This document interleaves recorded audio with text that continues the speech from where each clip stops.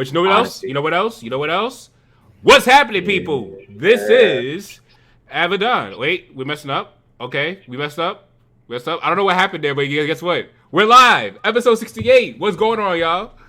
What is going on, y'all? Okay, we messed up a little bit there. I saw that, but these buttons weren't working the way they were supposed to. But thank you guys for coming out. This is the Chillcast. We are live, and it has been a week. It has been a crazy week of games. We have a lot to talk about. Whether we're going to talk about The Last of Us 2, we're going to talk about Mario Kart Tour, or what's called the Mario Kart 8 Tour, and we're also going to, and then we're also going to talk about definitive editions and remakes. And I feel like it's a conversation that needs to be had. It's a conversation that we need to talk about because I may do a video about this, but we need to talk about this. So, yo, Chips, man, it happens, man. It happens. It would have been great if you could have been on too, man, but it's all good. It's all good. But first of all, we're going to welcome our guests. Right above me, we got VC, V-Sips. What's going on, man? Tell me about yourself, bruh. How y'all doing today? It's been a long time. It's been about, a week or two since I've last been on the showcast, right? Mm-hmm. About sometime like that. In the time since I've done an Astral Chain review, I had an AI Sound Files review, and an all honking and quacking Untitled Goose Game review, where the entire voiceover is literally honking the whole time, like all 3 minutes. Yeah, and with subtitles, so it's really funny. Yeah, you should all check that out. That review is nuts. Nice, but, nice. Aside from that, I just distributed my definitive edition album. And a deluxe edition is what it really is. Okay, it's an extra 6 tracks to the original album. The original album I dropped back in July, so it should be coming out mid-October. Tell us more. About 2-3 weeks. Well, I'm gonna have. You know what? I will say. You know what? On a different platform, and I'll holler up about this on a different platform. I want you to tell us more about the album. I'm gonna give you a chance to tell more people about that album, man. So you can just go back. Basically, the original album, the original 6 tracks, 7 tracks actually. Just a little, give him a little taste. Give him a little something. Oh, play something? No. Just like a little talk about it. It's a little taste about what the album's about. Oh, well, it's called Endmost, and basically it's just, I've been making music for like 8 years now. Nice. I mean, the base of the album is like, things can end any day now, so you just want to live life with no rest. You got to keep going and never stop doing what you enjoy doing. And that's basically the whole basis of the album, but the sounds of it are all unique sounds. Like every beat I produce is like a different sound. Like one beat can sound more boom bap, one beat can have more of like a chorus influence, stuff like that. Okay. Nice. But there's gonna be 6 new tracks onto that, which will be dope. It'll be on Apple Music, Spotify, Tidal, all the major services. But excluding that, I am gonna have some more content on my YouTube channel too. I'm gonna release one of the songs on YouTube, and I'm gonna have another review next week. I'm not gonna disclose it now. You're just gonna have to wait and see. All right, cool. And next we got what you been playing this week? Other than that? Oh well, I've been playing Smash Brothers, of course. I went back into Astral Chain for a little bit to work on that final file because no spoilers, but there's a little more content at the end of the game. There's post-game content, and I haven't done that yet, so I just started diving into that. And it's weird. I'm craving more AI sound files, but I completed the game, so I can't do anything about it. The way the game works is it's like a murder mystery, so you really don't know what's going on at all. Like, you can be like, oh, this person's the killer, this is this, and this is this, and you'll be 100% wrong till the last hour of the game. Okay. It's really a nuts, insane, in-depth game with a really intricate story and really captivating characters. So definitely recommend it. It's all voiceover, too. So there's actual voice actors and stuff, which is great. Nice. Yeah. Nice, man. Okay, but highly recommend that, too. We're going to go ahead and move this on to Nintendo. Studio Nintendo, not Nintendo Direct, but Studio Nintendo. We gonna put in some respect on your name this time. Respect on the name. We got you. Respect on his name. What's going on, guys? Studio Nintendo here, and much like V-Sips, we got over here in Studio Nintendo Land. We got an album coming out. It's an EP. It's not an album. It's out 5 already. Songs. It's out already. It's out already on Spotify, Amazon, Google Play, Deezer, It's the Fire Emblem Three Houses Battle Theme EP. 5 tracks from Fire Emblem Three Houses. Some of my favorites, so I put them on there. It's getting ready to come to iTunes and Apple Music soon. I don't know when, but it's dropping in these other places, and I'll keep you guys updated on Twitter. And then that's really the big thing that's going on. Other than that, still making music, still doing it. The next track that's coming out is going to be fire. I can't wait for that one to come out on Monday or Tuesday. I don't know which day yet. But other than that, living. Trying to live anyway. Nice. Nice. Okay, it's good to hear, man. Good to hear. What you been playing this week, man? What I've been playing this week, man. Finished Tales of Vesperia. Finally got that off the table. I'm trying to get through Xenoblade Chronicles 2 to get that one off. Octopath Traveler, trying to get through that one. Trying to get through Dragon Quest, and then of course, then I can start Astral Chain after that. Somebody, a good friend of mine, dropped a Link's Awakening code in my DMs on Twitter. A good dude named Lunch Bizzle. Come to find out, the reason why he sent it to me is because he himself works in the auto industry and he's affected by the strike as well. But he's still working. But it was weird because he was like, his plant makes bumpers for the trucks that we build at work. So it was like this weird connection. There was this weird connection. So he was like, look, I know you're on strike, but and you deserve this game. Here you go. So he hit me up with that game. Yo, that's dope. Yo, you got to start on that tonight, dog. Like, you got to live stream that tonight when the Chillcast is done. I probably will. Like, for but real, I got to get some other stuff done first. But I'll probably end up streaming it. Of course. That's what's up, man. That's what's up. And what other games you been playing, you said? Right now, going through the RPG, started Spider-Man, which was a mistake because now I'm stuck on Spider-Man. I'm still stuck on Spider-Man. I'm still stuck. I started Spider-Man, and I want to play that. Man, it was just a bunch of mistakes made doing that, but that game is so good. It's so good. It's so good. Spider-Man is such a great game. Oh, man, that's what's up. That's what's up, man. Glad to have you back, man. And last but not least, we got the homie. We got Josh, your player too. What up? How goes it? What's going on, man? How your week's been? It's been good, man. Like work week's been a little crazy the past couple of weeks. I've been just working a lot for the day job, and it kind of impacted some of the morning streams.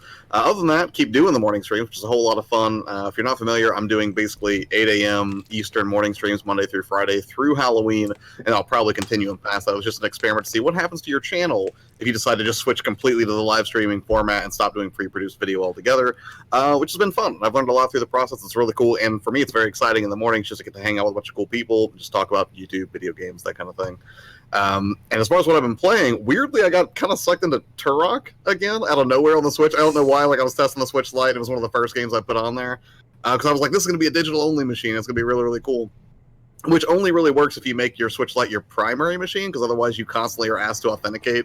So if you're running around with your Switch Lite and it's like a secondary console, then you basically have to keep being connected to the internet or it won't let you play any games unless you make that your primary console. And other than that, really, I think I've been playing what everyone's been playing, which is Zelda Link's Awakening, just a little bit, streamed a couple of dungeons on it. And it's been a really, I'm going to save it for when we get to the topic about, talking about like remakes, remasters, and definitive editions. Thank you. Oh, man. So it looks like we're on the same page. We look like we're on the same page already. Cool. Yeah. So it's been a good week. Not too shabby. Cool. So, and as for me, I've been streaming Zelda practically all week, and I'm actually, for those of you who don't know, I actually am on a challenge to beat the game in under 75 deaths in hero mode.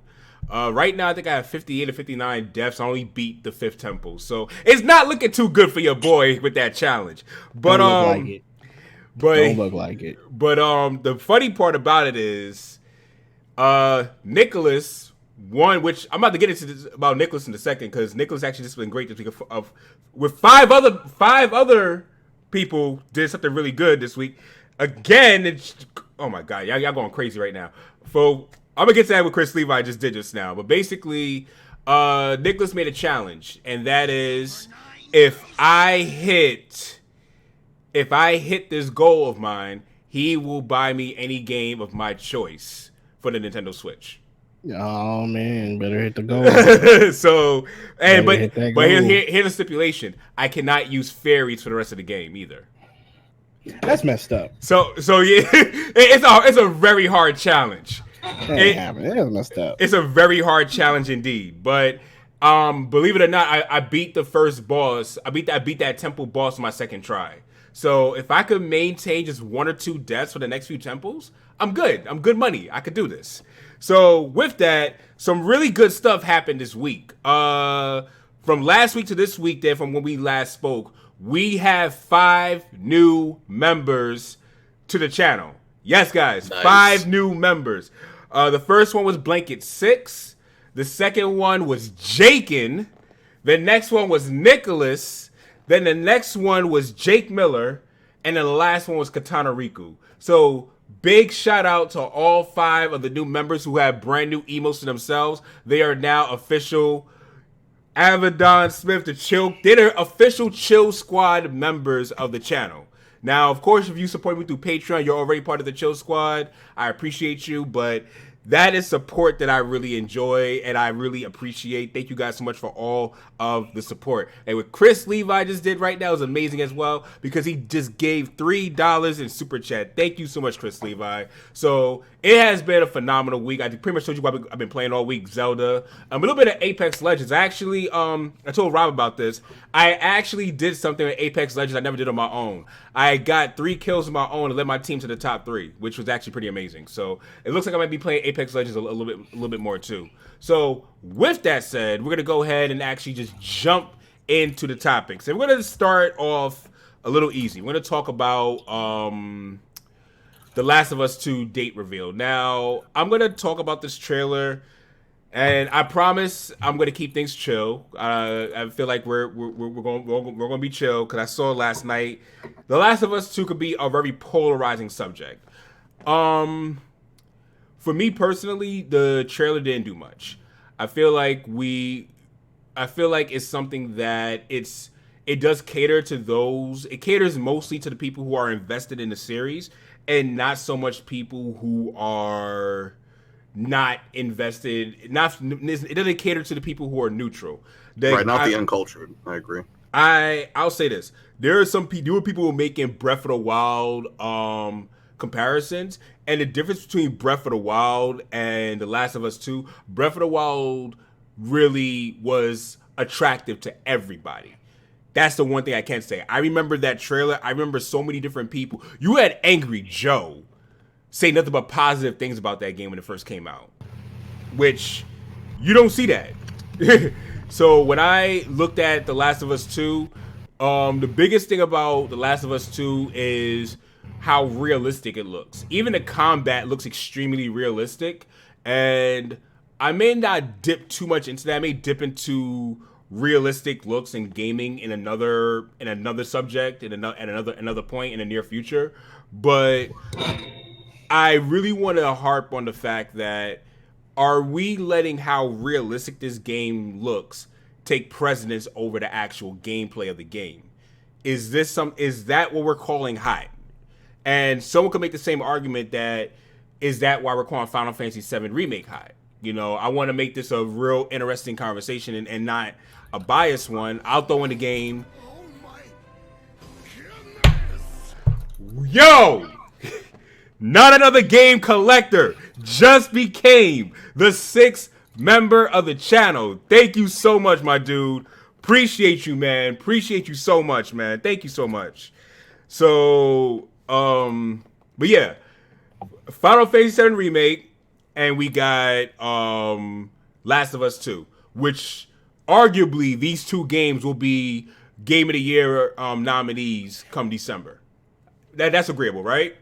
You guys gonna see that? Oh yeah, they're definitely both gonna be contenders. So those are definitely contenders for Game of the Year. So is 2020 going to be the year of what's realistic? That's going to be the most realistic looking game. That's going to be the most attractive and more of the Game of the Year contender worthy. I'm going to pass that over to you guys in the chat, and also on the cast. So is the question whether or not we think that just the presentation of these titles alone? Yeah, it's a presentation worth the price tag, basically, and more so the presentation alone. Like, so basically, Does other factors like gaming, there's other factors like actual gameplay, replay value, learning curve, all these things. Do all these other things play a role too? Length of the game, even is the game long enough even? Oh yeah, absolutely. I mean, like, and that's the thing. In terms of like, is presentation alone enough to justify the price? No, because we all played what was the Order 1866 or whatever. Yeah. Like that was a beautiful game, but nobody that's not a $60 game. Not even close. I mean, it doesn't matter how pretty you make a game. Like, well, the games that stand the test of the time are the ones that are mechanically sound, right? Pac-Man still played and adored the day because it just fundamentally had fun mechanics. It's just a fun game, right? And At Games owns Miss Pac-Man now, by the way. Say what now? At Games owns Miss Pac-Man now. Oh, weird. That's interesting. But Yep, it just happened a few days ago. I'm not as equipped to speak to Final Fantasy VII because I still haven't finished the original. I'm playing through it now. But when it comes to The Last of Us 2, for me, like, the graphics are a bonus. Like, the first Last of Us looked amazing, but what made that game stick with me was the narrative and just how well done the characters were, right? And how ambiguous that... I'm not spoiling anything for anybody. If you haven't played The Last of Us, do yourself a favor and go play it. It's a fun game in its own right, just from a mechanics standpoint. But then, and maybe this is going to sound crazy, but The Last of Us, for me, was one of the top 10 narratives across any medium that I'd ever seen. Like, maybe not top 5, but definitely in my top 10, if not sliding it right in at number 10. It's just one of the greatest stories ever for me. I thought it was fantastically well done, and I can't wait to see it continue in The Last of Us 2. Okay. Like, that's the draw for me. It's like, I can't wait to see what happens to these characters. Okay, I'm invested. And I got the Ellie edition. Side note, I got a small window. Nice. Yeah, So I haven't played the game, so it gets you invested. Like, I guess you could say The Walking Dead gets you invested in its characters on the TV show. Because I know my wife is like heavily invested in The Walking Dead. Like, every week watches it. Can't wait to see what happens to these characters. You're saying that The Last of Us is like almost like that in a way. But better, yeah, for me. Better. Yeah, and that's the thing. Like, I like The Walking Dead. That's high praise, dude. I'm telling you, like, in that's terms high of like. praise. That's the only, like, and that's the thing. I'm not going to say that there's never been a story in gaming that I've enjoyed. There absolutely have been, but there's never one that really, I would say, like, moved me. And the first, and I'll never forget, it was 2013, and BioShock Infinite had come out, I believe, in March, and I played it and finished it, and I was like, well, this is game of the year right here. BioShock Infinite's amazing. It's a beautiful piece of storytelling. This is great. And as soon as The Last of Us came out and I finished that, like, 2 months later, I was like, forget BioShock Infinite. This is it. And it's just a tremendous title. Like, BioShock Infinite was pretty mind-blowing. Yeah, it was. So for what I didn't get to play Last of Us because that was like I only had an Xbox back in 2013. So I didn't have a PS3 or a PS4 in 2013. So I didn't get to play it. I know that I'm gonna try to play it because it's free in PS Plus now for the second time. Yeah. Oh, it's free right now. So, yeah. So I may have to try it and just to get myself ready. Maybe I have so many games to play. If you do that, do me a favor. When you finish the first 30 minutes of that game, you hit me. Let's talk after you finish the first. I've seen the first 30 minutes of the game. I've watched gameplay of it, so I've seen it. I know. And that's just a taste, Nick. It's so good. I mean, it didn't. It didn't captivate me. It didn't captivate me like everybody else did. So, I finished heartless. Like the game maybe I am heartless. You know. Good narrative. How could you be so? I'm not gonna go there. I was about to sing that Kanye West song. I do remember. Well, that's a spoiler, so I can't say nothing. Never mind. Never mind. Nah, I just know the first 30 minutes of what happens whenever. Is the chat buffering for you guys? Hold up. The stream just started buffering now. We're back. We're back. Okay. I just remember the first 30 minutes where Joel was in his house, and that was whenever everything started to happen. And then what happens toward the end of that part? Yes, I remember that. Yes, I watched that, but it didn't. I kind of saw that coming because of what they had explained in the backstory of what Joel. They're like something major happened to him. I was like, well, it's got to be this. So I kind of just suspected it. So it didn't hit me like it hit other people because I already kind of knew. Because they kept saying, well, Joel's such a dark character. Well, he's not a dark character, but something happened to him and he doesn't trust people. And I was like, well, what happened? And there had to be a backstory, and you got your backstory in the first 3 minutes. So it didn't hit me like it hit everybody else. Right. So what you're saying, Avidan, back to the original topic at hand. the graphics thing and how it's worth $60 or not, right? Yes, sir. So The game's worth is that- $60. Is that why Link's Awakening is $60? Whoa, It $60? has a unique art style. It's really nice, but is that why it's $60? Well, no. That's why I said. That's why I posed the question. I wasn't. That's why you got it's Because I wasn't. apples and I was. oranges. Because I wasn't. Okay. I wasn't making an assumption. I was just asking a question. Oh, I know. I was just Yeah. So the question is what again? So is this game worth $60 because of the presentation? Is it? Like, No. What I was Does saying, like, presentation hold up the value of the game? that's where I was getting at. Not just $60, but it's the presentation alone, because there are so many people are saying how realistic this game looks, and I haven't really heard a lot of people talk about the actual gameplay. And me personally, I wasn't a huge fan of the gameplay. That's what I'm getting at. If I was more of a fan, it would have made me more Well, invested in the game itself. like Josh Because the narrative said- was good, but the gameplay has to hold up too. Right. That's what I'm getting at. it depends on what's worth it for you. Like Josh Exactly. said, because he's into it, he's invested, he loves it. I'm not invested, but I can see why it's worth $60 to other people because they're invested in the story. Like Visip said, he didn't like the gameplay. The narrative was great, but he didn't like the gameplay. You know, it can go many ways. I personally, without not being a fan of The Last of Us at all and not playing the first one, I believe it's worth $60 because the amount of work that's been put into it. It looks great. I have no doubt that the story's going to be good based on what everybody's telling me. You know what I mean? Yeah. Everything that they've said, that they've worked on this game for 5 years. It's a 30 to 40 hour experience. The amount of work that they put into the game to improve on it, to improve the gameplay, I have no doubts it's going to be a good game, and it's Naughty Dog. So yeah, I think it's going to be well worth the $60 regardless. I think it will get a 92 Metacritic score. At That- least. That 92. is definitely likely. That is definitely likely. It will more than likely be game of the year because unless Cyberpunk is just mind blowing. Listen. So we're just throwing Final Fantasy VII Remake under the bus. I'm about to say, don't you dare to spec that well, game. it's- Because personally, I'd say Xenoblade Definitive Edition is the game I'm looking forward to as game of the year. But that's but me. We're gonna talk about that towards the end. That's not gonna be We'll game talk of the about year that 'cause towards you know the how end. you know how they vote for it at the Game Award. Not gonna be game of the year. That's a remake.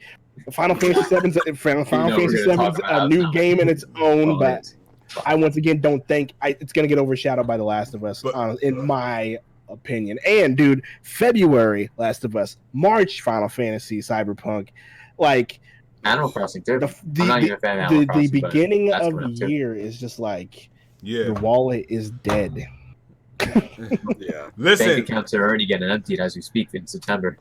Listen, man. I'm excited for, like I said, I'm excited for what they're doing with games these days.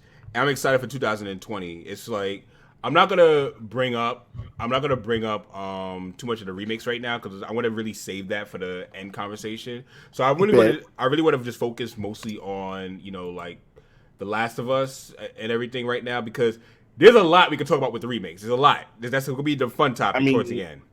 So what about? I mean, you want to throw Death Stranding in there while you're at it because both those games are we can sort talk of the same. We the can same throw It has that thing. movie mode too. But No. here's the thing. Now I want to talk about that movie mode. I'm glad you mentioned something. The movie mode, I feel as though there are too many people who get too caught up with movie mode and they don't necessarily understand that that's not a mode for you. There are some Well, yeah, of course. there are some people who probably just want to see the narrative. There's some people who don't have the best hand-eye coordination to play video games. That's a real thing. There's like, I have a controller right here. Let's just say you want to play a controller. This is you want to just play a game. You don't want to sit here and try to look down and play the game. If you have some actors playing out a somewhat realistic movie, but it's animated in which with CGI effects and everything, why not just sit down and watch the whole movie? Some people can enjoy that. Astral Chain has that too, actually, which that's why when people talk about with Death Stranding, I'm like, you better throw Astral Chain in that same discussion. Oh yeah, definitely. Because Astral Chain has a mode just like that. So that's why it just wasn't a problem to me. If you want a super easy mode where they play the game for you, have at it. If you want to have a normal mode where you can enjoy the game casually, have at it. If you want to have a super hard mode where you are You're dying all the energy time. every second. You're losing energy. You're getting stressed out. You're getting gray hairs. You're getting wrinkles on your face because you're playing the game too much. Then yes, have at it. But don't come at people. And I'm sorry. I'm coming at this hard because I'm sick and tired of the gatekeeping. I'm sick and tired of the people saying, well, you shouldn't play this game and you can't play it at this level. Why don't you shut up and play your game for the $60 you paid for? The same $60 you paid for is the same $60 they paid for. How you enjoy it is how you enjoy it. How they enjoy it is how they enjoy it. I'm sorry for the rant. I just I get tired of gatekeeping.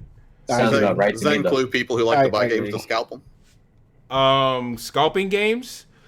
You know what? If that's how they enjoy it. Does that qualify? Actually, yesterday, you know what? That's actually gonna be another topic for another day. Fair enough. On a different platform, that's actually going to be a very interesting conversation I'm going to have with somebody. Hint.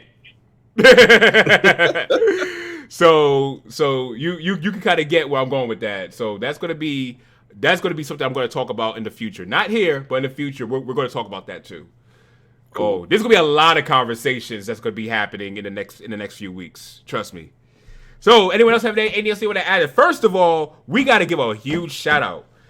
We are not even 30 minutes in, and we have 28 people watching on YouTube right now. That's and awesome. Share that link out. We got hit that like button. We got 2 people over on Mixer as well. Shout out to the Mixer family. I see you guys, man. Thank you guys for coming out. I appreciate it so much. So we're gonna go ahead and give a big shout out to the chat. I'm gonna read some of you guys' comments out in the chat. See what you guys are saying out here. I'll just go up here. Fire Blast Gaming, what's going on, man? He said, I love the first game. It's one of my favorite games of all time. I'm excited to finally play. Seeing Joel was exciting. I'm looking forward to the gameplay upgrades as well. See, that's good. You have someone right here who is directly invested in the game. And Studio Nintendo with the host. Thank you so much, my dude. Jake Miller says, for me, if the cutscene can be skipped, it might as well not exist because I have zero patience. Blanket6 said, I'll probably give the game another try before part 2 comes out. Okay, see, you got people who are willing to give this game a chance, and that's good because this is your time. This is like Chris Levi with the host. Thank you so much, man. This is your time. You know what you value. You want your time to be valued. So I totally get it. Let's see. Yo, Aiden Quinn, Deadlock. What's going on, guys? All right, Adrian. Thanks for coming by, bro. Wave Symphony, welcome, man. It's been a while since I've seen you. He said, there's a big part of me that wants to support that type of game, though, because Microsoft, EA, and Activision and Ubisoft are going for games as a service, and Sony and Nintendo are still making SP? IP. Oh, IP. You know, I don't know if it's SP. I don't know what SP means. I think he meant IP, but make it into. Let's just say intellectual properties, or are they still making great products? Yes, and you're right. You're right, Wave Symphony. That's one thing I want to say. Really, this is something that I don't say often. It's too bad Chips is not here to hear it personally. But single player. Yo, Rax the Great is in the chat. What's going on, man? He said when yo, he's right. He said when Josh looks down, it looks like he's asleep. I'm not asleep. I'm just a little invested in some grinding on Dragon Quest. I'm sorry. I wish I was doing that right now. I have my Switch right here. I could be doing that right now too. You have sunglasses on, so it doesn't. You would. I need it because the light is so bright. That's why. All of you will be a bad example. I'm the only one not playing my Switch, man. Everyone, everyone, put your Switch down. Pause. I mean, I wasn't really playing my Switch. I was opening it up, but I wasn't playing the Switch. You know. Anyway, Wave Symphony has had a great point though. Wave Symphony, I want to make a good point to what Wave Symphony said, and also is Nintendo and Sony, especially Sony. It looks like I go on Sony all the time, but Sony does make a lot of good games. For the past 2-3 years, they made a lot of good games. They made Spider-Man. They got Spider-Man. They got God of War. Now they're about to have The Last of Us 2. They got Horizon Zero Dawn, which is another great game. So you gotta give Sony their props. Sony is putting out their own IPs and their own single player games, and it's a wonderful time of gaming. Tony, what's going on, man? Rax, thanks for coming out, man. Deadlock 7 said, "What's good? Hi, V-Sips 2. Games should be whatever What's up, Deadlock? people want from them. I had a friend that one hand and they love certain motion controls as they can still play really well. See, and that's how it should be. Let people play what they want to play, man. But shout out to the 30. Well, they only had one hand, so they only had one way to play. I mean, but still, why you gotta be that guy, man? Why you gotta be that guy? I'm just reading it as what he said. Why you gotta be that guy, VC? Why? Why you gotta be that guy? I try to spin it to make it see it's a great positive, and you gotta point out. You know what, VC, man? Really? I didn't do anything. Nah, I'm playing. I'm playing. I know you're playing. I'm playing. You spitting the fact. I'm playing, but we're gonna go ahead and go on to the next topic because we touched on The Last of Us. I still want to get some time for Q&A. They love motion controls. I meant but that's still awesome because it's like that's why Nintendo will always have a place in gaming and Microsoft as well. Because Microsoft is doing a good job with this too. They make sure they find a way to include everybody in gaming, not that adaptive just controller. Huh?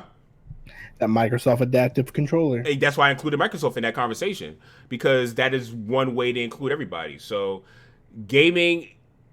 I guess when you look back at it, when Jeff Keighley brought out,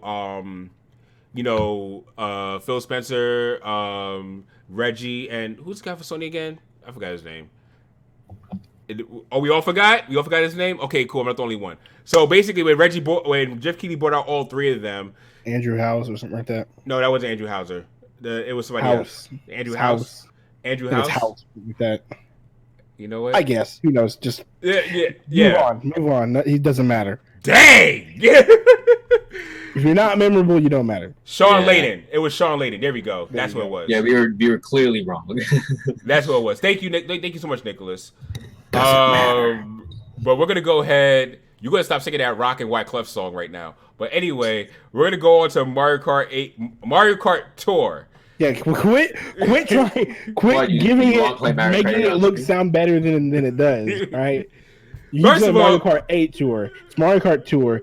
It's not even close to the greatness that Mario Kart 8 is. First of all, okay. Do I have to protect this like I did on OJ's podcast last night? You're going to protect Mario Kart Tour. Don't. You got cooked on that one. No, I didn't actually. But no, I didn't actually. It only takes 5 minutes to cook bacon, man. Hey, man, you can get sauteed right now. Oh, that was a bar. I'm taking Rob's line. That was a bar. Thanks. You can get sauteed right now. I can actually cook everyone. I can destroy all points right now with that. All right. Well, defend Mario Kart Tour. It's your podcast. Really? Let's. Avidan, let me hear. I need to hear you defend this because just go. You want to? Okay. Yeah, go defend it. Let me hear it. Simple. I'm not going because here's the deal. I'm indifferent. So I just want to hear what simple. No, it's really simple. First of all, we need to stop looking at this like this is our market and this is what it's marketed towards us. It's marketed to who? People who play cell phone games. Now, people who play cell phone games are different than people who play console games on the most part. Because most people who indulge in downloading a cell phone game, you got to think about this for a second. Who are the type of people to download and spend time on a cell phone game? People who want something to do to pass the time. Not somebody who wants something to invest time and skill into. Most people. So, when you are playing games like Mario Kart Tour, you're looking to just pass the time. Yes, there are microtransactions, but other games, and this is show that I actually am invested into the mobile gaming realm. There are so many other games that have microtransactions too, such as Brave Frontiers, such as what was that other game that I had for the longest time? Candy Crush. All these games have microtransactions for you to keep playing the games longer and longer and to stay on there longer if you so choose to. Now, you could invest your money go into that, but it is not a requirement to go through the game. Even Dragon Ball Legends. That's another game I have on here that I play from time to time. Once you run out of energy for the day, you're like, okay, I'm done for the day, and you go on about your life. There is a number of people who do that because you know why? Most of these people play these games on a commute to work, And by the time it's time to go back home, they got their energy refilled, play on a commute back home from work, and just keep it going like that. That's how a lot of people play these games. So Mario Kart Tour is no different than that. So again, if they're marketing towards these people, it is going to be widely successful, because then you are going to have your people who are going to get into those microtransactions and don't care. Now, logically, from your standpoint, because you're a gamer, you look at it and you see, hey, you could, all that money you're spending, you could just buy a Switch and play this game and play it more fun without spending any more money. And to you, that makes logical sense. But to that person, it's a lot easier for me to put this in my pocket than it is a Switch Lite, than it is a regular Switch. And for me to play the game that I want without spending money, because still, that's $300 in one lump sum. Most people, they could spend about, let's just say, $5 or $10 per pay period, and it's nothing to them. Even though they're spending more over time, spending that much money in a little bit amount of time or a certain time period isn't as much, and it's not a strain on their finances than saving up for $300 for something that they may not really play as often or feel pressure to play. So because there's no pressure to play and you could just play, you could just come and go as you leave, there's a high market for that. And to say that this is not going to be successful, to say that it's not a good idea, it shows, and I'm not being mean when I say this, it shows ignorance towards the mobile market. It's a great idea. I just have a quick question though, Avidan. Go ahead. Not to cut you off, but when you play Mario Kart Tour, what button is it to accelerate? You move with your finger, and I've actually played it. It's no, you move left and right, but that's not how you accelerate. The game just does it for you. Okay. You want to take a shortcut, like in Mario Kart 8 or in any other Mario Kart game? You can't do that. You can't go off. It's an on-rails racer. But but at the same again, at least make the game fun. At least make it Mario Kart. You at least have Luigi in the game. What are we doing here? You're hitting my points. You're hitting my points. You are so landing on my point. You're hitting on my point. The fact that it's not marketed towards you, my dude. That's okay. I don't care about marketed towards me. It has to. It has to. No, it's marketed. It's not Mario Kart. No, it is. Listen, and I want to make sure I'm being clear. It's not marketed towards you. I'm being clear and say it's not marketed towards you. You see that, Avidan? Yeah. It's not right now. It's not marketed towards you. It's like you guys see the advertisement, and that's cool. You see it advertised, you know what? That's not for me. Guess what? When it's the people that this is marketed towards, this is going over to them, and they're going to download this. Like, look at how many people are playing this game. 20 plus million already downloads. 20 plus million downloaded this game. How many people have Mario Kart 8 Deluxe? Well, there's a difference. All the normies got it. So again, you are hitting my point. Well, that time I did it intentionally. That time was an intentional hitting your point. Before I wasn't. Filthy at all. normies. Filthy casuals. Well, come on. You've been on Twitter. You see all these random people who you've never seen before in your feed pop up now that they're finally talking about Mario Kart. Like, come on. But you see though. But here's the thing though. Now let me say this though. But if they enjoy this game just enough, let's just say they do have the idea to say, you know what, I do want to play this more. I want to see what the other Mario Kart is. Can this be used as leverage to get them to buy a Switch now? Could it? Yeah, it could. But look at the Let's Go sales compared to the people about Pokemon Go. Pokemon Let's Go is not. It still did good sales, but Pokemon Let's Go is nowhere. Pokemon Let's Go doesn't really give you much of an experience as the regular Pokemon games. This is more closer to the Mario Kart. That's the point, though. To connect the Pokemon Go players into Let's Go to then bring them into Sword and Shield. That was the whole objective. But Let's Go still sold 10 million under a year, which is great. But how many people had Pokemon Go? That's phenomenal. But how many people from Pokemon Go went to Let's Go? But Pokemon Go, here's the part where I'm getting at. Pokemon Go to Pokemon Let's Go, there's not so much. There's more of a disconnect in terms of gameplay.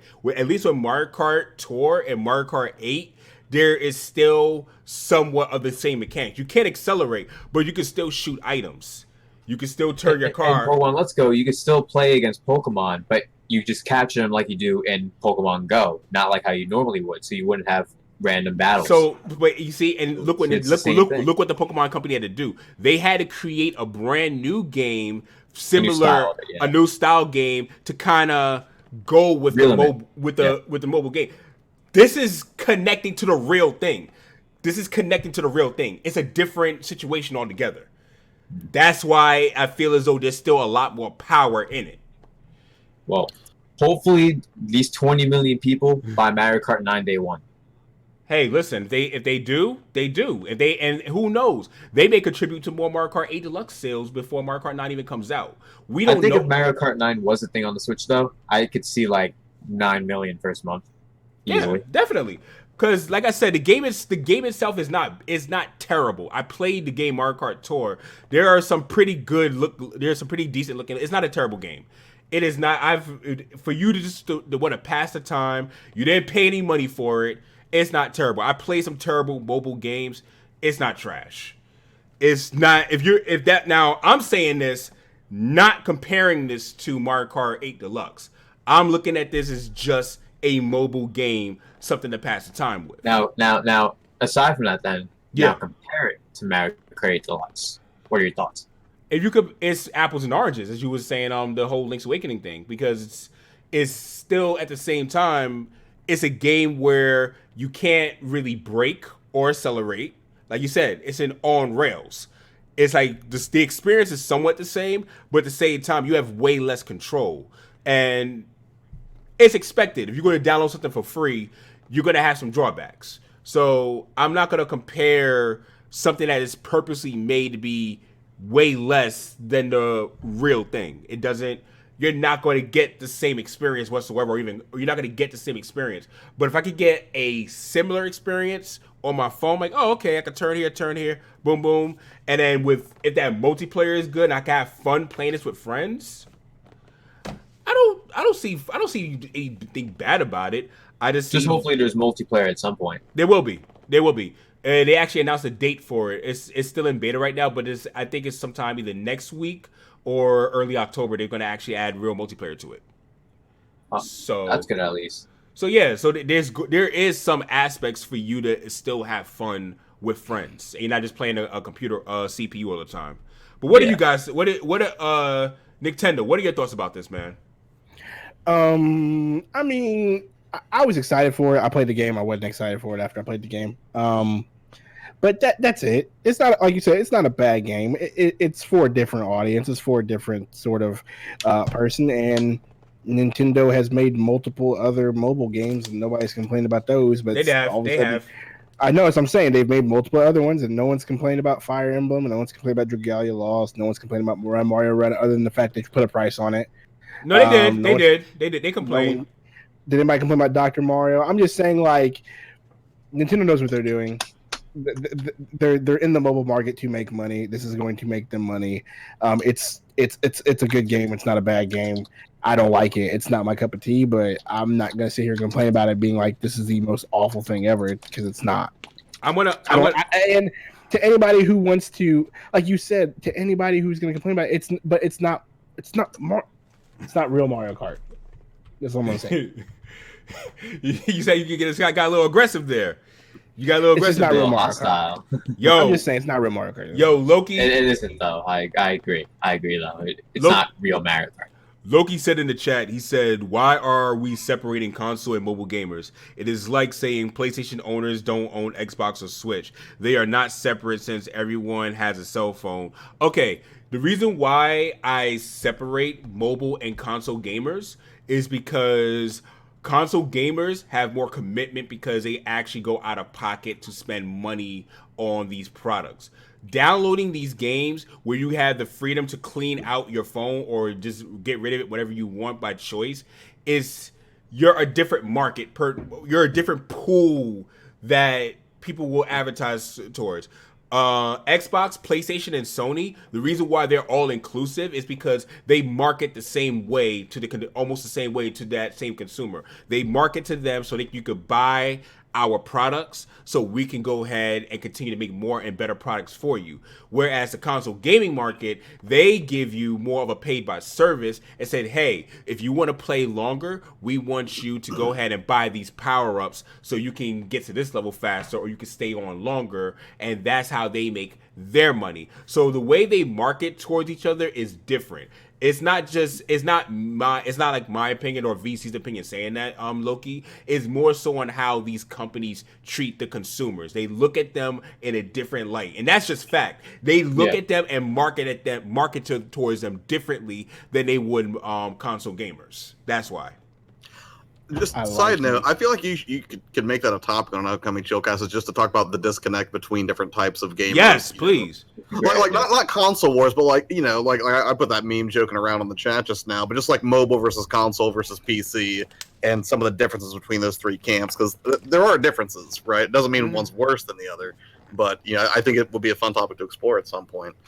My thoughts on Mario Kart Tour are a fewfold. One is from the perspective of Nintendo, it's brilliant, right? They have some of the most valuable IPs in the world.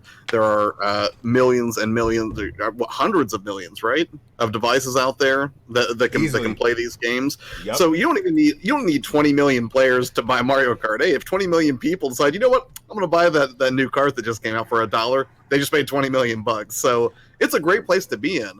But at the same time. But at the same time, I don't think you're never going to see like a Link to the Past come to mobile. I don't think. I think Nintendo's very particular about keeping those pure experiences that were born on their hardware on Nintendo hardware. And I think for a long time, I think they were just iffy about going to mobile because they had such an established history and loyal fan base that knew, like, to control that experience kind of the way Apple does, you're going to play our software on our hardware so we can make sure it's the best possible thing for the player. And I think them experimenting with mobile showed them, like, oh yeah, there's a lot of money to be made here. We're not going to put a mainline game on it, but we can still craft fun experiences because it's Nintendo and they know how to have fun, right? Yeah. But when it comes to Mario Kart Tour, it's garbage. Not a fan. Thank you. What I'm going to say is this. I understand what you're saying. Like, yeah, they can put a Mario Kart experience on a phone, but there's been tons of better racers on a phone. How about, for starters, let's just turn it widescreen. Why am I doing this vertical? And I think the only reason we're doing it is because probably accessibility reasons, I guess, because, even when they did the Mario Brothers game, they're like, we want you to be able to play it one-handed. And I kind of understood where they were going at with that, but dude, there are so many better racers than Mario Kart Tour where, you can have controls on both sides of the screen that are, are competent for a racer like that. Asphalt, the game called Asphalt. Right, like Asphalt. Yeah, exactly. Asphalt is a fantastic game. But the thing about Asphalt is more of a Gran Turismo type game at the same time. What? Wait, really? Asphalt's arcade, isn't it? Arcade. You're right. I was thinking about how fast you are. No, you're right.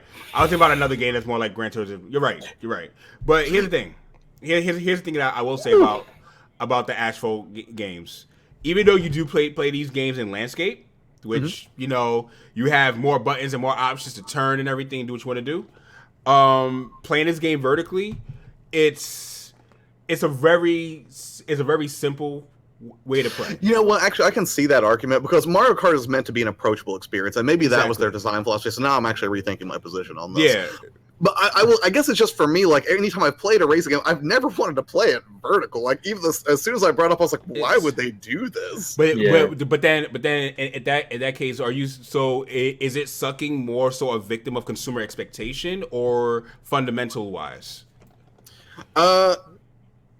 I don't know, because I don't really know what consumer expectation. I mean, as a consumer, like, if you just told me, "Hey, I got a racing game," my first inclination would be to turn it sideways. Like, cool, I want a wide field of view. I want to see who's coming up behind me. It basically is more of a consumer expectation deal than it's you just actually being open to a new experience and trying it out. Because the reason why I tried it. It just it didn't fit to you. Because for me, I went in there, like, for me, I don't play too many racers as I used to. I used to play a lot of racers, and for me, I played racers on tablets, like on the iPad. And they look great on tablets. So I get where you're coming from because I play these things on tablets, but for me, when I saw New Donk City as an actual level you could race in, I was like, wow. So they actually took the step to actually make exclusive levels that you don't even have on console, and I'm like, Yeah. that's good. That's good for an experience for people. There's some exclusivity for people who want to play this mobile, and that's good. Yeah. And I think, honestly, you said it best. I just don't think we're the target market for this game. Like, We're for me not. to even have the expectation of being like, why can't it be more nuanced, controlled stuff? They're like, we're not after you. We're after There the you go. It's like, I remember when I played Mario Kart back in college. Maybe I could try this. Oh, I just need one hand to play it. That's probably why I'm sitting here complaining from the perspective of a console gamer who's very much used to like the full Mario Kart experience. And that's what I wanted to bring out in this conversation. That's what and that's why it's garbage. If you're telling me the reason we don't have New Donk City and Mario Kart 8 Deluxe is because of this game, garbage. Yeah, like Giant L for MKT, that's a fact.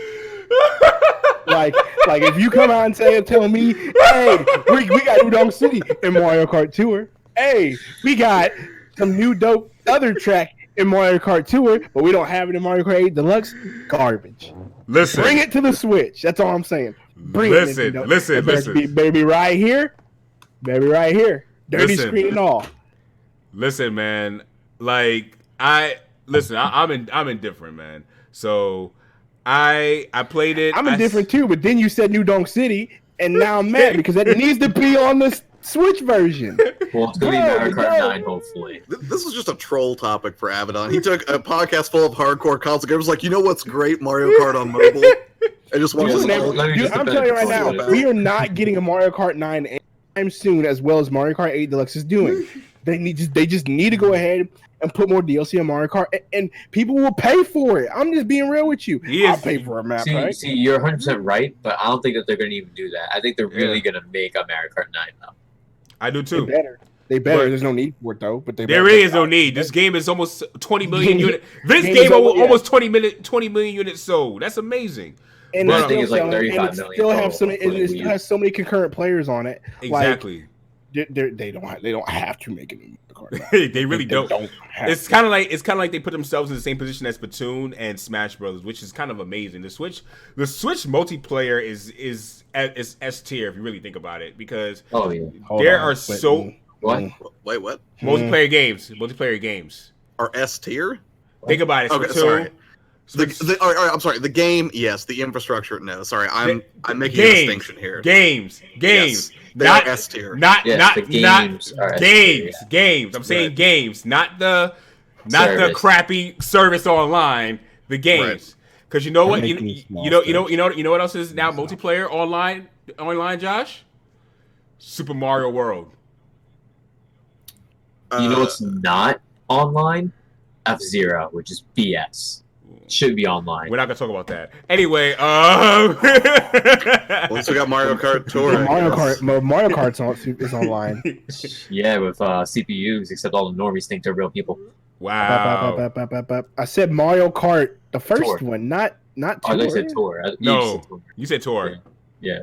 The original Mario Kart, 5 levels in the Grand Prix, 5 laps. Yeah. So we're gonna move on to. Does anyone else have anything they want to say about this topic on Mario Kart? No, if you don't like it, don't download the game. Move it. Yep. Basically. Yeah. Listen to Nick. Anyway, last topic. We're gonna talk about definitive editions and remakes, and what makes a remake and what makes a game a definitive edition. And the reason why I brought up this topic is because a few weeks ago, we had a Nintendo Direct. We saw that Xenoblade Chronicles Definitive Edition is going to be remade for the Nintendo Switch, and it is considered a remake. And then earlier this week, I read some articles, and they were saying how Dragon Quest XI Definitive Edition is closer to a remake than it is a remastered port. And it got me thinking. I've been seeing the word Definitive Edition used so much now, and every time I see that word now is linked to being a remake. And in my eyes, remaster, or is more remake, not even remaster. I haven't even heard the word remaster. Always a remake with definitive editions. I don't know about that. Well, I don't know. As of late, most time I hear definitive as of late, but traditionally, I'm saying the traditional. But I'm saying it's been the Super Duper HD remaster, right? Or something. They've been remasters, but now I've been hearing them as remakes. Remakes. Okay, there we go. And when I think of remakes, I think of games like, as Josh mentioned earlier, Link's Awakening. I think of games like Trials of Mana. I think of games like even Final Fantasy VII Remake. And what these three games have in common, the style of gameplay has changed for all three of them. Mostly the whole game. The whole really game. Is The changed, whole, for Link's Awakening. honestly. even for Link's Awakening, because Link's Awakening, the camera angle and how it is, Link's Awakening, the game is the perspective is slightly different. It's not fully top down. Second of all, it's 100% seamless. Right, but I wouldn't really call that mechanics. I mean, that's just presentation. Presentation, right? I mean, because they didn't need to load screens one at a time nowadays. But so I don't. But that's fundamentally the same game, right? Fundamentally, it is. I still agree with the remake, though, for sure. Fundamentally, it is. But this has an added version that was. You could call it mechanic. It's still somewhat mechanics, but now you have the hero mode, which changes up a lot of things that wasn't really present in the middle. Because prior to I played the original one, and the original one, it is almost like a link to the Link to the past. It's still a link to the original version, but when you play it on hero mode, it feels like a totally different game because you don't drop hearts at all. From grass, from enemies, even when you beat the mini bosses, you don't even get fairies. You get nothing. And enemies do twice as much damage on top of that. Right. So mechanics wise, and even mechanics wise, I want to say there has been something mechanics wise. I did notice something different in that game that was different from the original. And I'm trying to remember. I can't even remember it now. But more how the buttons worked, you would have to switch out stuff. There's only two buttons originally. And that's presentation. That still flirts with presentation. But I think that's quality of life enhancement. Yeah, that's quality of life.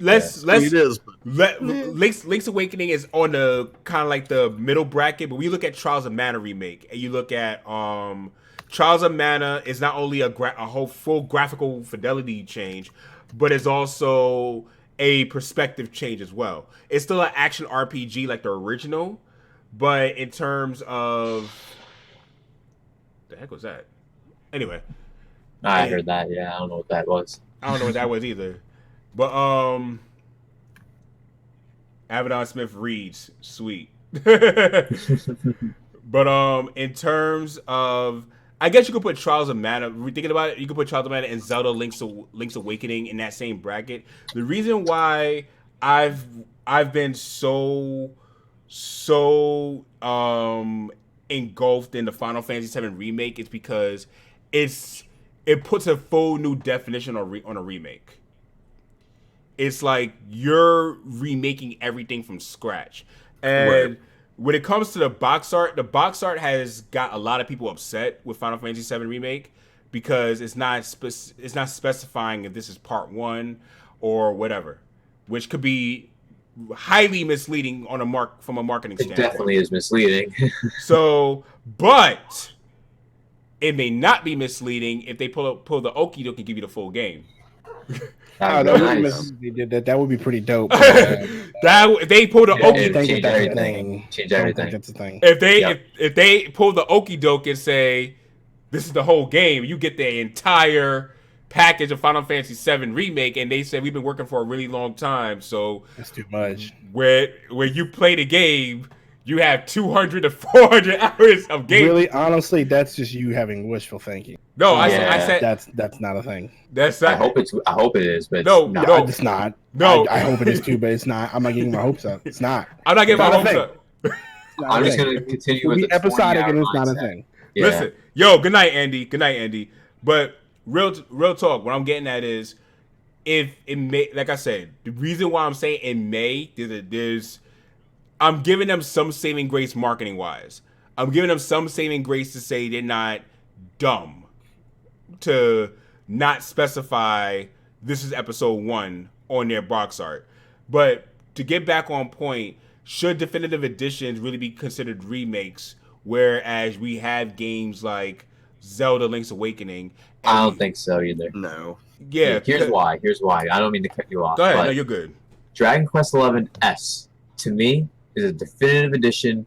It's a port with added content and new features. Yeah. But Dragon Quest and XI for the OST. PS4 is the remake of the 3DS game. That's what I think. Because Dragon Quest XI came out on the 3DS. It looks nothing and plays nothing like Dragon Quest XI on the PS4. And literally, we're getting a port of the PS4 game with at least like 30 to some hours of extra content, plus extra costumes and stuff like that, and orchestrated music. So I think it's more considered, like you said, a definitive edition that's more leaning towards a port than a remake, in my opinion. That's how I see the whole remake and definitive edition argument. You could tell which is which. And when it comes to Dragon Quest XI, the PS4 is the remake. The definitive edition one is the one that's on the Switch. Which is more so of a port or a remaster, as Chip said. Yep. So Omega Metal Chase 92. Let me respond to Omega Metal Chase. They said, I'm not misled by the box art at all. They told us that it is episodic. It is. It says on the back of the box that this is a Midgar experience. It says on the back of the arc's art was revealed too. I only saw the front art. But if the back art says this is a Midgar experience, then cool. My only thing is you got to think about it for people who casuals. You got to think about it for people who don't follow E3 and all these things. I'm thinking about people who, for the first time, they are going to go to the register and they're going to just go ahead, Final Fantasy VII Remake. And that's all they see behind the glass. And you 9 times out of 10, when you're buying the game, you're not asking your representative at GameStop or your local video game store to say, hey, can I check the back of the box? Or better yet, if you are somebody who shops online, you're not looking or Googling the back art or the back cover of a game. You see the front cover, you hit buy on Amazon, and you call it a day, and the next 2 days is at your front doorstep. So that's what I'm talking about. It could be misleading on Square's part, which Square... They need to do a better job in conveying that fact over to people. Just put episode 1. Yeah, seriously. Yeah, it's all I gotta do. Final Fantasy VII, episode 1. Yeah, I mean, it does at least seem a little bit misleading to me, but it's weird. I didn't even think about it until you announced the topic for tonight, but, like, there were 3 games I was really pumped about because I knew they were going to be quality titles that I was going to want for the Switch this month. Yeah. And they came out within a week of each other, and that was Ni no Kuni, which is basically a remaster, and then Link's Awakening, which is very clearly a remake, and then Dragon Quest XI, which is in fact a definitive edition. Now, the only thing I'll say about it is this: I like definitive editions the best out of the 3. Just because I've never seen somebody do, and correct me if I'm wrong, I don't think I've ever seen a publisher release a definitive edition, and then after that be like, no, this is the definitive edition. Like, once I hear definitive edition, I assume, like, yes, this is the ultimate version of the game. It's done. I don't have to worry about buying it, and then 6 months later, a better version comes out again. Exactly. Yeah. Because I bought Skyrim like 6 times. I'm just tired, okay? I'm tired. I don't want to do it anymore. Skyrim Game of the Year edition. Skyrim Ultimate Edition and Skyrim VR and Skyrim Switch and... there's no definitive edition of Skyrim. There's Amazon Echo Skyrim too, where you talk to the Amazon Echo. Alexa that's right. Yeah, I've played it for a good solid 2 hours one night. Wow. Yeah. but then, like, as far as the delineation goes, I think you're right, Avidan. It's just, remake is like, you're basically starting from scratch and rebuilding. Remaster, I know sometimes there's a gray area between the two of them, but generally when I hear remaster, I think you're basically working with the original code. You might be improving some of the assets that were used with the game, or maybe making things like quality of life improvements, or adding a few light features, but fundamentally, it's still the same engine, the same experience that you would have gotten the first time around, just with some nice aesthetic upgrades or quality of life enhancements. Nice. Okay. So we are closing into we already passed the hour mark, and 80. So we're going to go into Q&A mode because I wanted just to have some fun topics with you guys. It's Friday night. It's been a week. It's been quite a week. So Q&A. We got Q&A. So I'm gonna go. I haven't been over on the Mixer side. Ooh. First of all, I want to thank Taku 2 Katana Riku or Taco 2 for the Sparks. Chris Levi for the Sparks. Taco Riku with the 500 Sparks. Chris Levi 13 with the 2,000 Sparks. Thank you so much. Yeez 8 was made for the Vita, then the PS4, then the Switch. Good point. And he also said, hopefully Mario Kart Mobile gets multiplayer. I may consider it when it happens. It's definitely getting multiplayer. Definitely. So, anyone else have anything they want to add? Like this, what do you guys? You have any questions for us? Let's chill out. Let's continue to have some fun. Well, I actually have a question for the panel. What's up? There one game that released in this month that you haven't picked up and you probably won't pick up for a while, even though you're interested? Dragon Quest 11.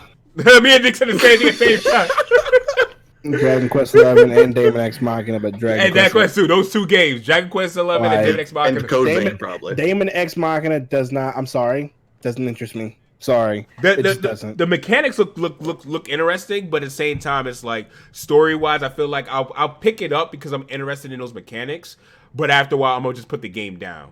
I just don't like developers that disrespect content creators. Oh, fair enough. Oh, Marvelous. Yeah.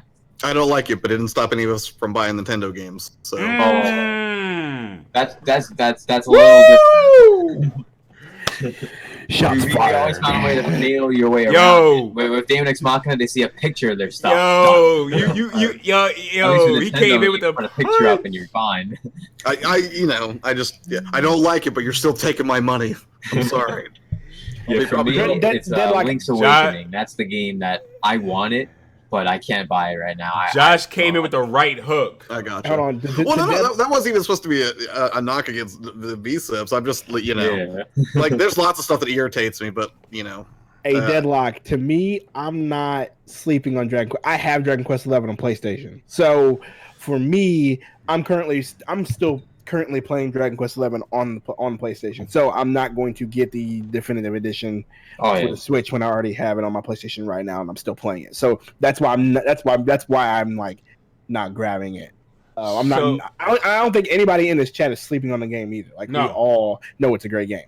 Avidan is just like, I gotta prioritize my backlog versus and my wallet. I gotta prioritize my wallet. I need food. I got kids to feed. Yeah, me too. Wade Symphony said, what would you all consider a good or well done mobile game? Like, what features would it have? I could answer this actually.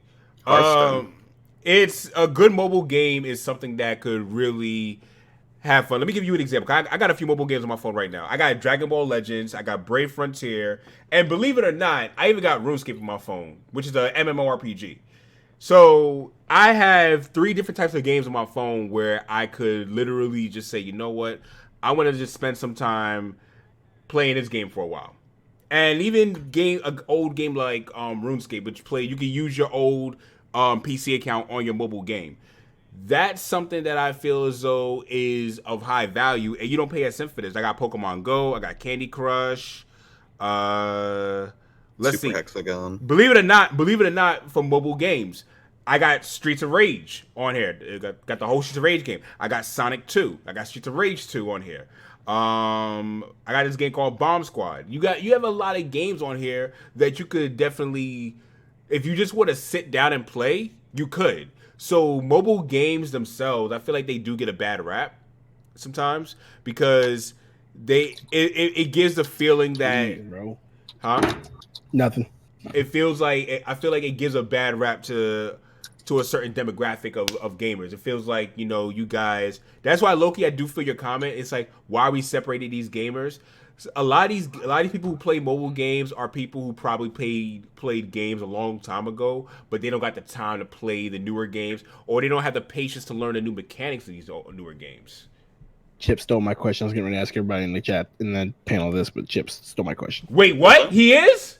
Bro, that's old news. That happened today. Yeah, that happened today. They came to a deal. Tom Holland's version of Spider-Man will be allowed to be in the MCU, but Sony's going to retain the rest of the Spider-Verse. Thank you. Yep, I'm excited. Me too. Unless the next movie is a Venom crossover, then I will be less excited. Thank you. Yeah, so Tom Holland. So yeah, Tom Holland's going to be back in there, but everything else, Morbius, Venom, all the other stuff is owned by them, and it's going to be in their own little Spider-Verse. So Tom Holland Spider-Man literally has nothing to do with those. They're gonna separate the two. Let me see. Let me see what everyone has said. So, Puzzle Solver says, I don't have a question, but I do want to shout out my mom. Without her, I wouldn't have all the great games in my backlog from this year. Also, roof over my head and foodie. Yo, shout out to your moms, man. Shout out to your mom. Your mom's is definitely awesome. Ooh, Peter. Power We'll get to that. He said, I'm gonna get to him. Yo, Scott Pilgrim, what's good, my dude? Let's see. Jake Miller said, how soon? Well, Chip said, Marvel and Sony will co-produce a third installment in Spidey. Dope. Okay, that's good. Jake Miller said, how soon should Nintendo port classic 3DS titles like Mario 3DS Land, Ocarina of Time 3DS, Kid Icarus, Star Fox 64 3D to the Switch Lite? I would say never. It's not happening. It's gonna come with N64 Classic. I would say they probably wouldn't do that, but a game on the 3DS that should be ported over into an HD, kind of like an HD, more like how they did Monster Hunter Generations, but they need to put over Project Cross Zone. That game needs to be on the Switch. And if you guys ever played Project Cross Zone, you need to. Anime of the Year, Demon Slayer. Well, until we get My Hero Academia, it's Demon Slayer. Slayer for real. I like a different Slayer. I'm a Goblin Slayer fan, actually. So. And besides, that was last year. So last year, bro. Come on, give it. Hey, Nick. Balls came out. You just lost it. Nick just went. I'm joking with him. Deadlock 7 said they agreed to 25% rather than 5% and sort of the Spider-Man deal. Okay, that's cool. But yes, Demon Slayer is the anime of the year so far. And My Hero Academia is coming out, and we will. I will let you know when that comes out, whether that's anime of the year or not. Yo, Overhaul. All I know is the guy's name is Overhaul, but I know he's gonna be kind of crazy. It's gonna be a beast. Loki said in the cast, "What movie adaptation would you like to see as a video game? None. Leave video games alone." Wait. Are we saying take a movie to a video game, or the other way around? Take a movie to a video. I thought it was game to movie. Just leave it alone. Mario. They're doing Dragon Quest actually for a movie. Listen, you know that, right? No, I did not know that. But Mario there is one. Mario Brothers has scarred me for life. You had John Mario Brothers is great. It's great to laugh at. There is one game that I think could be done well. What? And that is Mass Effect. Mass Effect could be a dope movie. I can see that. You already have all these space movies. It's not hard. It would not be hard for them to do that. The story is already good. You don't have to mess with it. The story is already a dope story that people can follow. Like Mass Effect is the way to go. Chips. He does say movie adaptation as a video game, so movie to game is what he said. So it's movie to game? Movie to game. First of all, chips. First of all, chips. Whoa, now. You got too much dip on your chip. He's not wrong. Mortal Kombat was good. You got too much. Mortal Kombat Annihilation was Chips, you got too much dip on your chip, boy. Stop. Stop that, Chips. Chips, I agree with you. Mortal Kombat was good. Mortal Kombat Annihilation trash. Mortal Kombat was decent. Okay. It wasn't the worst. Weird. I can't even think of a movie game that would work. I think Minority Report to game would work. He said movie to game. Minority Report was good. What's the? I think it could be good. Total Recall. Turn that premise into a game. Total Recall. Ready Player One could be a game. Yes, but it's a movie based on video games. So, yeah, sure. I mean, what else? It'd have to be a VR game. John Wick. It's Fast and the Furious video John game Wick yet? would be so good. Yes, they've already made they had a one video game. It was good, but they've already made one. But I mean, you might as well play Need for Speed Underground. Okay. Yeah, you're right, Nicholas. That would be pretty cool as an MMO. What classic? Yeah, he's right. What classic old game would you love to see get the Final Fantasy VII remake treatment? Like something. Chrono Trigger. Chrono Trigger all day. That's not even up for debate. Yeah. Chrono Trigger. It's like saying you have a left hand and a right hand. But you know what though? If they did Chrono Trigger, I would want them to do it kind of like how they do in Trials of Mana. Because I think it needs its own style. Does classic mean it has to be revered, or does it just mean actually no? I got a game. Final Fantasy 9. Yes. yes.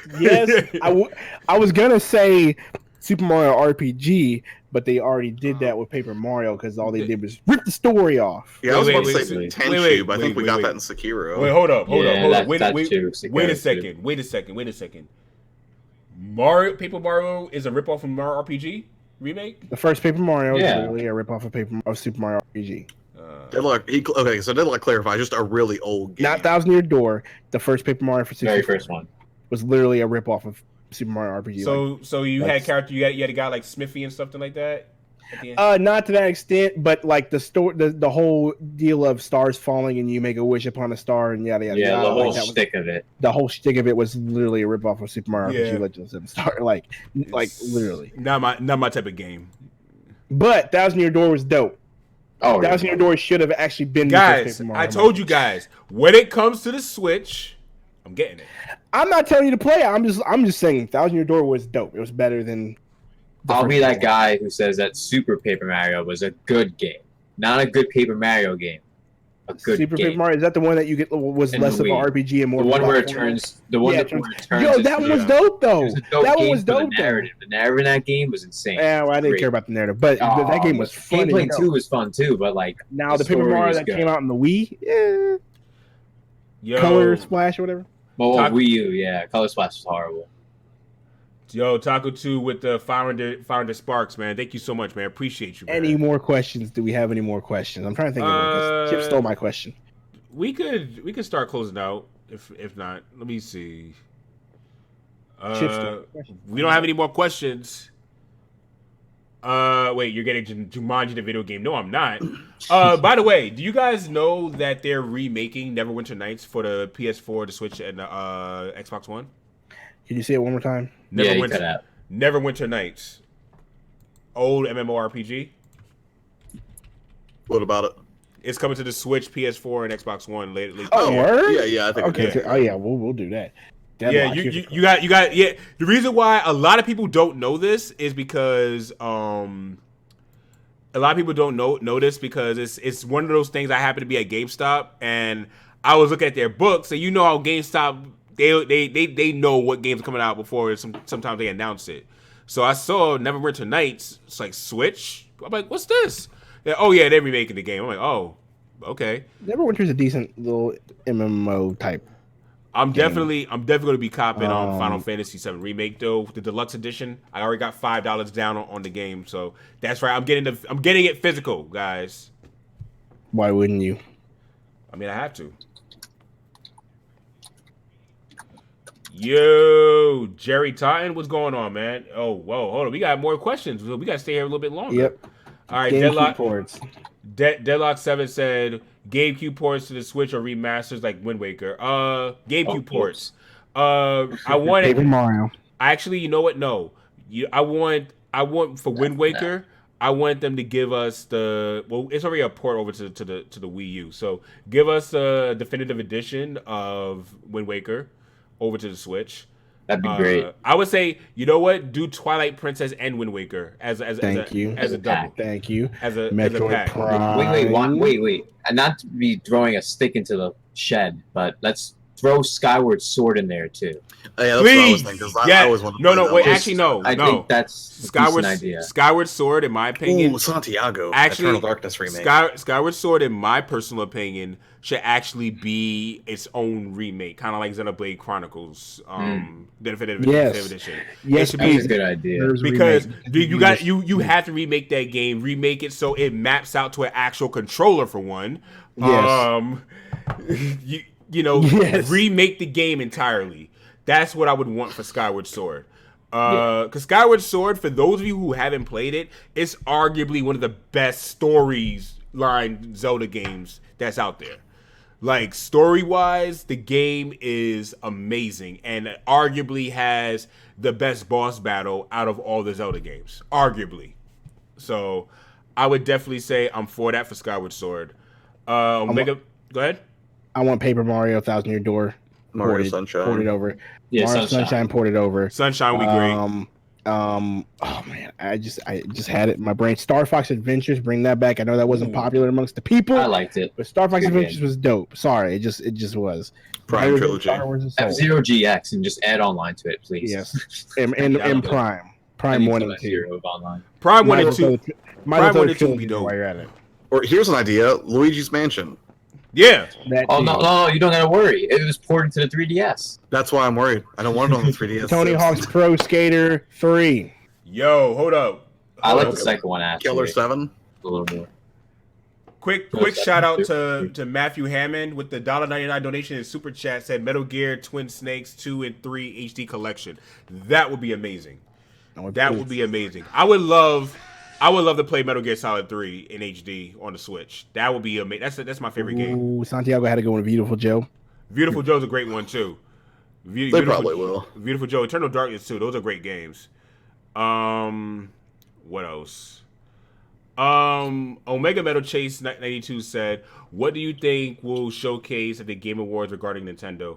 I think we're going to finally see some Smash DLC character. We're gonna Smash see DLC, a small little bit of Bayonetta 3, and that's kind of where I'm going with that too. Honestly, you see Bayonetta 3, and a new Smash character. The first DLC character for the next. Or the last DLC character, rather. Yeah, it'll be the last DLC character will probably be revealed at Game Awards, and I think it'll be a big one. And then the Spring Direct, after the fact, that's when the new pack will be announced. I agree. The first fighter for that. I agree. That's a great question on Mega Metal Chase. Yep. Peter Paladungan said, anyone else tired of Bandai Namco making anime games? I would love a Demon Slayer game from Software, but I know it's going to be a boring fighting game. See, the thing is, Bandai Namco with their fighting game, their anime fighting games, it's been a staple for so long. It's almost like they can't break away from it. It's been like over a decade they've been doing this. 2 decades. Look, I'm just tired of them taking the wrong games and then making the wrong shows and putting them in the wrong games. Like My Hero Academia, One's Justice does not need to be an arena fight. We talked about this on the it needs to be an RPG. It is. You know, like Demon Slayer, he's right. Demon Slayer doesn't need to be it doesn't need to be a fighter. It needs to be something open worldy and. But you know what? You know what the problem is? They're trying to mirror Naruto Ninja Storm way too much. I know they are, but here's the deal: they also make tons of other dope games like Tales. Would you? Yeah. I would play the crap out of a My Hero Academia Tales type game. I feel like that'd be a genius move, honestly. Tales, like if you look at Tales of Arise coming out, it pretty much is Jump Force, the fighting system, but an RPG. Imagine that playing that as My Hero Academia. Because Tales of Arise looks gorgeous, by the way. Because you know what game they made into an open world game, and I said that's actually awful Dragon Ball Z Sagas game. Wait, the one that's coming out still? No, back in like the GameCube days, there was a game called Dragon Ball Z Sagas. That awful game. But there's a new they got that new Dragon Ball coming. Kakarot. That game looks interesting, but there's actually a different game that I said it looks decent. I want to try it out. I want to try it out. I want to try out that One Piece World Secret game because I always like One Piece. So I want to try out that World Secret game and see how that game is. But the Kakarot game, I'm actually relieved that we got to see more of the game and we see that it goes beyond just Frieza. I'm glad it goes beyond Cell. Usually every one of the games would stop at Cell. Oh, so it does go up to Boo? They confirmed? Yeah. See, good. So you got the entire Dragon Ball Z saga into one game, which to me that's big. So I'm looking forward to seeing when that game comes out. I'm just ready for the Dragon Ball Super game. I need Super back. That's what I need. I need Super back. Dragon Ball Super. I watch it subbed. I can't wait. But the only thing about Dragon Ball Super was it was mainly Dragon Ball Super I personally enjoyed it. I know I'm in the minority, but you're fine. It. That's fine. I just feel like Dragon Ball Super is like imitation crab meat, dog. Dragon Ball Super had one dope saga. And that was the Tournament of Power. It's the first tournament. It's the first tournament. No. The first tournament. is the Dragon Ball. It's Black Goku. No! It's totally Goku the Black best was arc. the It's only good arc. No, okay, no. that arc, then the tournament arc, and then the first tournament arc with Universe 6. That's it. That's all you need to watch. You don't need to watch any of it else. You don't need to watch the first Frieza movie for the Super. He's you don't need to watch the Frieza right. stuff. You don't have to. You have the movies for that. He's And right. then there's the filler, and if you want to watch the filler, cool. Some of it's decent. There's some good episodes in there, but like, let me say He's this. the going best in. part was seeing Mr. Satan Go become in, a Super V-Sips. Saiyan. Go in, Let's be V-Sips. real. Let's Let me be see. real. Like, I love Super. I do actually, but you don't have to watch the first 30 episodes, 26 episodes. Did you hear that? Did you hear that? Did you guys hear that? He's correct. So I'm gonna tell you, this is why Super is subpar trash to me sometimes. Ooh. Because you I'm have watching it every week. What do you expect? Watch this. Think about that for a second. You have to think about this from the perspective of someone who was watching it when it first came out. You had to wait 30 weeks. 30 weeks. I watched it when it first came out. Yeah, sub. Yeah. You had to wait 30 weeks for it to get good. Well, before to get something that you've never seen before. Exactly. 30 Yeah. weeks. That's a long time, bro. That's over half a year, dog. Well, and the worst part was that first 26 to 30 weeks was bad animation. Like, it was bad. Whoa, that wasn't that bad. And No. but you know what? But No, literally, once they got into like the training for the Universe 6 tournament, all stuff with like trying to wake up Beerus was the best. That's how I knew Super had a decent future ahead. Hold on. Can I say something? Can I say something though? Goku Black started off really good. It started off like a real Dragon Ball Z arc, but The finish was sloppy. That It finish, was sloppy. that finish. I'll agree. The finish was sloppy. That finish was so everything horrible. Up to it was really good. Yeah. But has anybody seen the English dub version? I wanted to watch yes. the English dub, Avidan Okay. finished sub, but I just never got Have to you it. seen the part where Goku shows up in the future and they start shooting at him? And Trunks says this. Trunks goes, Oh my "Bad God. transition. No, Nobody shoot. This man's not black." Oh, I've seen that actually on Twitter. It was on Twitter. Terrible translation. He's not I black. watched it. Stop shooting. This man's not black. And I about lost when I heard that, dude. I about lost Oh it. man, that was the couldn't best. believe That was the that- best. I remember seeing that. I'll get claimed if I do that. Dang, I wanted to Yeah, play. right now, yeah. I would play it for you guys, but I don't want to get claimed. So Dude, it was. Oh man, can I scrub it? I might just scrub it. That was a great translation, but that needs to be a sound drop. I need a Yu Hakusho movie to come back. Just to bring back the whole show. Oh, please. What happened here? If we could get a you, I know Avidan's opposed to this, so don't. What? So just leave it Opposed out. to what? If they somehow were able to redo Yu Hakusho, like, Like a remake Who of the said I'm anime. opposed to that? well, I don't know, maybe your Yu Hakusho traditional. So No. That is my favorite anime. If you remake it, just do it good. It's one of my favorites too. Just do it good. Easy. I like the show. I just want the same dude they had playing Yusuke to play Yusuke over again. You want Justin Cook? I want Justin Cook as Yusuke, and I want Chris Sabat as Kuwabara. That's And really you want Android 17 as Hiei. Yes. You want, Yeah. you want them all there. I just want them to. Yo, Justin Cook played another role recently in another anime. I keep forgetting that. Who does he play in another anime English dub? I keep forgetting. I watched it recently, and it's getting on my nerves that I cannot remember what anime he was playing in.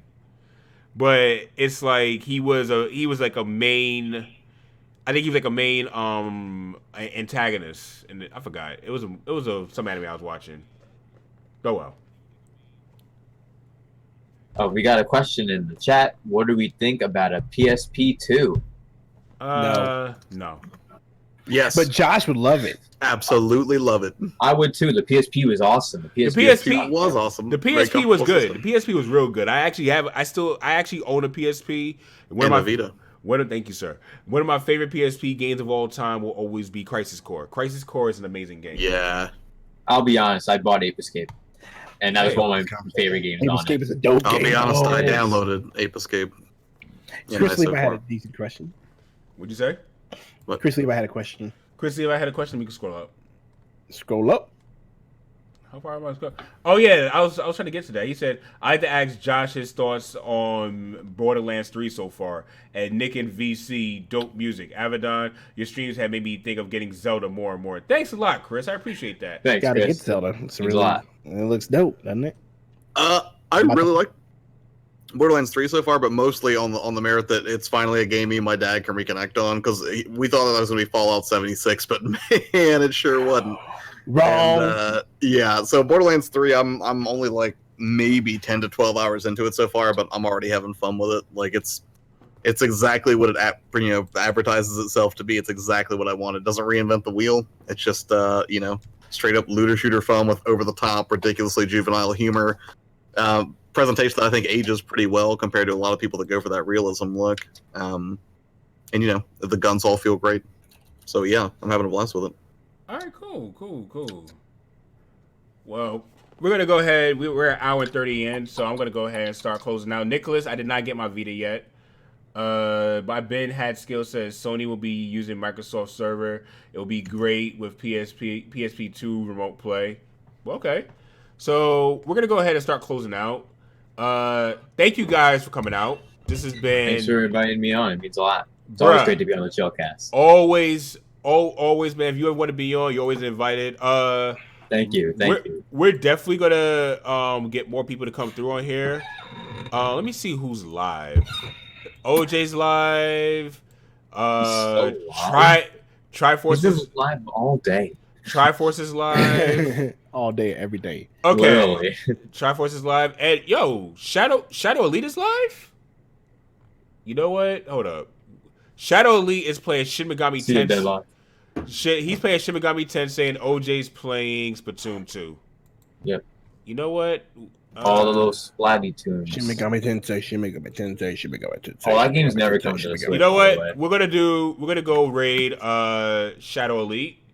We're gonna go ahead and raid Shadow Elite because OJ might be maybe ending his stream soon. So yeah. And Shadow Elite just start. Wait, no. Actually, Shadow Elite may be ending soon because he's been streaming for 3 hours. So we're gonna raid OJ.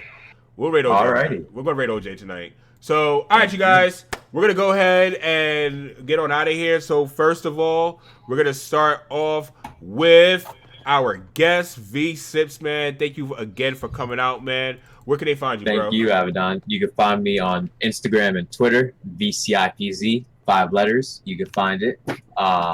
Also, I have 2 reviews that I dropped this week for Untitled Goose Game and AI and Sound Files. If you want to check that out, those are the links right there in the chat. And we're glad that we had up to 20 to maybe 30 people on the stream tonight. Thanks. That was awesome. Awesome. It was dope. We had 12 people waiting for us too on top of that. So that's a good start. So we're getting more concurrent viewers. Tonight, guys, there's a chance that I may go back live later on tonight and play some Zelda Link's Awakening. I want to let this video process first. So when this video processes, I may go back. Sorry, I didn't go on last week, guys. Oh, let me change my camera. Sorry, I didn't go on last week, guys. Something family emergency came up and I had to take care of that. So that was by the time I was free, I wasn't in the mindset to actually play video games at that point. So everything's good, but that's the reason why I didn't hold up to my promise, guys. So moving on to Nintendo, Studio Nintendo. It's a habit. Yeah. It's a habit. Yes, sir. Go ahead, man. Studio Nintendo here. You can catch me at this link. I posted that right there. That is my YouTube channel. Go over there, listen to the songs. Subscribe button. If you don't, well, then you just don't like it and don't hit the subscribe button. Also, much like V6, I just released an EP on Spotify. Just do me a quick favor if you like Fire Emblem and you like your battle themes. I'll also put that link in there as well. That's the link to the Spotify album. Click that link. Maybe listen to a few tunes. It helps out. Helps boost, quote unquote, boost the numbers and all that stuff. But other than that, just check out the channel. Check that out. Twitter is all the same. Mixer's the same. Twitch is all the same. Studio Nintendo, one brand now. And keep sending positive vibes my way to everybody in the chat and on the panel.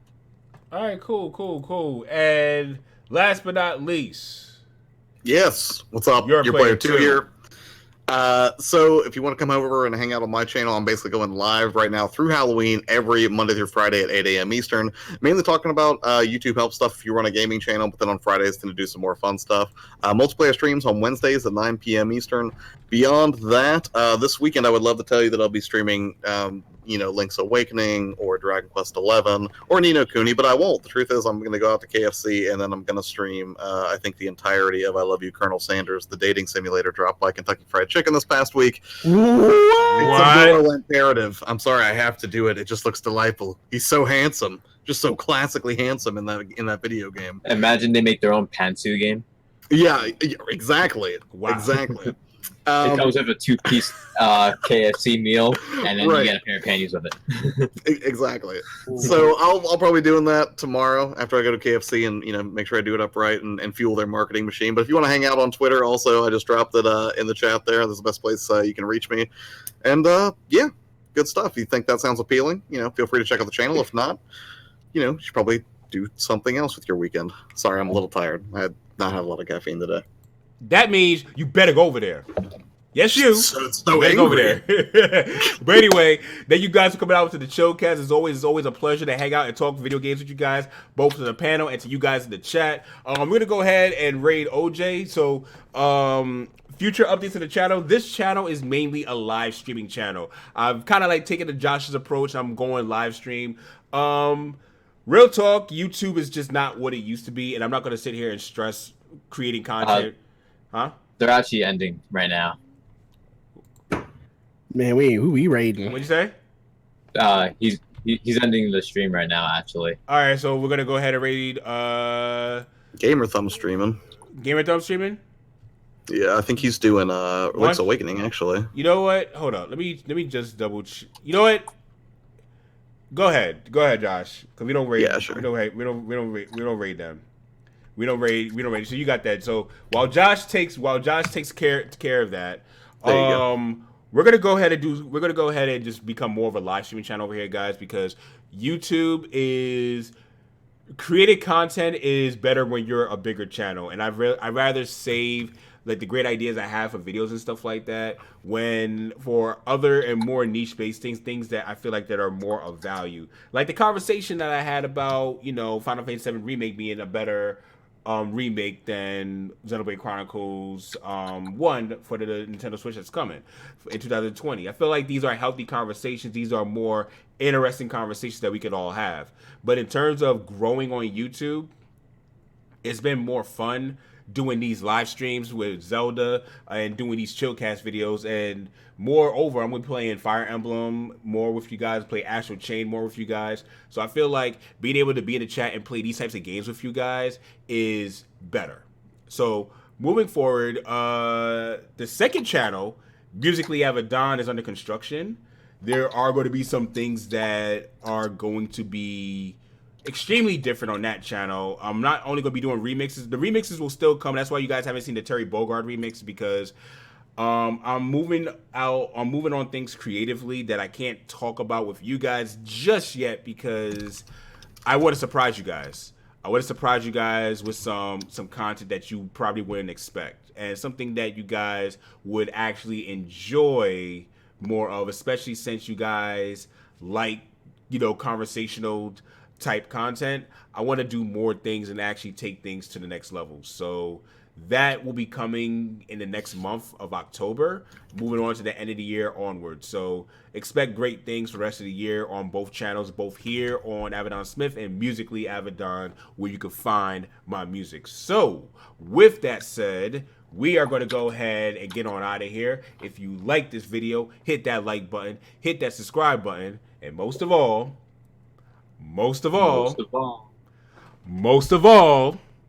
you, yes, you right there, you make sure you share this with a friend.